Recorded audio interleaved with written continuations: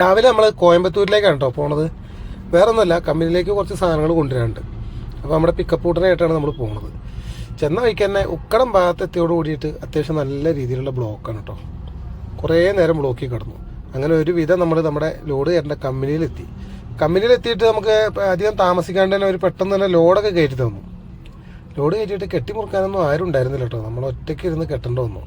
അതുകൊണ്ട് തന്നെ നമ്മുടെ കൈ കണ്ടോ, കയർ വലിച്ചിട്ട് പൊട്ടിപ്പോയി. കാരണം ഇത് നല്ല സ്ട്രോങ് ആയി വലിച്ചു കെട്ടണം, ഇല്ല ഇടവഴിയിലൊക്കെ ലൂസായി ചാടും. അത് കഴിഞ്ഞ് നമ്മൾ നേരെ വെയ്ബ്രിഡ്ജ് കൊണ്ടുവന്ന് തൂക്കി ബില്ലിനായിട്ടുള്ളൊരു കാത്തിരിപ്പാണ് കേട്ടോ. 2 മണിയായപ്പോൾ തന്നെ നമ്മളെ പേയ്മെൻ്റ് ഒക്കെ അവിടുന്ന് ബാങ്ക് വഴി നടത്തിയതാണ് കേട്ടോ.